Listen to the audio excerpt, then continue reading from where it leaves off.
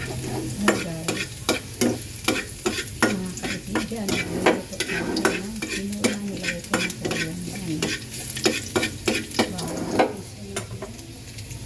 sibuyas.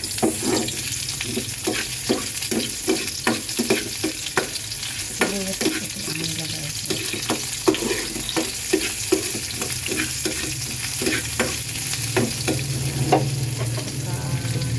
Bawang, ay ano, luya.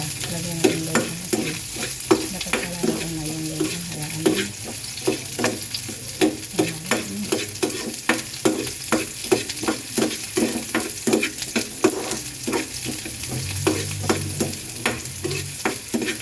Abangan na siya. Tapos ilagay ko yung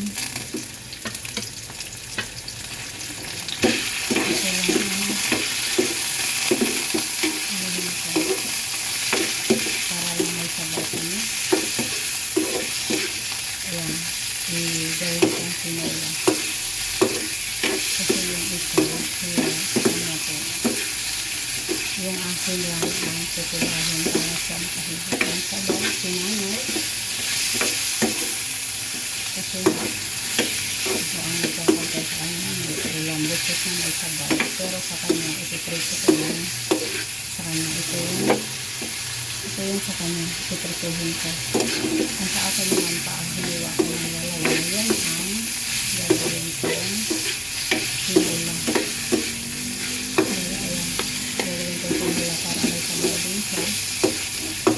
Kasi yung sa kanya, ayaw niya ilagay sa sinula. Gusto niya, ibisahin ko na lang din siya daan para siya na lang. Kasi ang gulay ang nihalo ko ay ito, nikos-nikos lang ko na.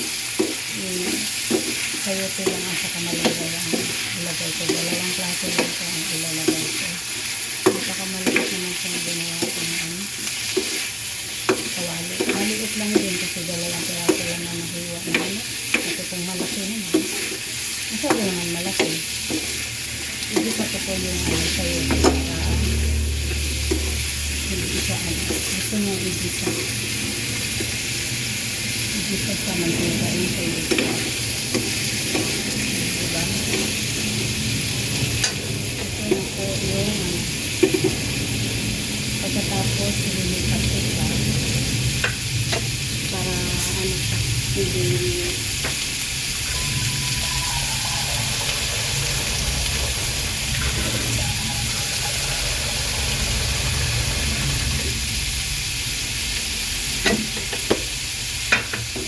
unahin ko yung sinula, mamaya na yung kanyang prito. Ito ganyan ako. Kung anong gusto niya, susundin.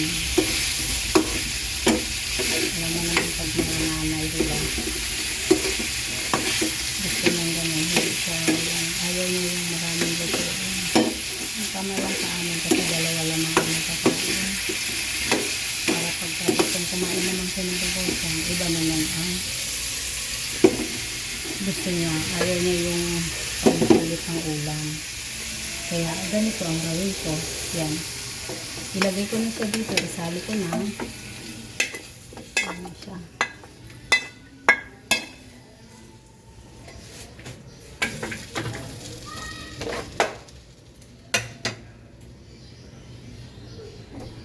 Ganyan lang.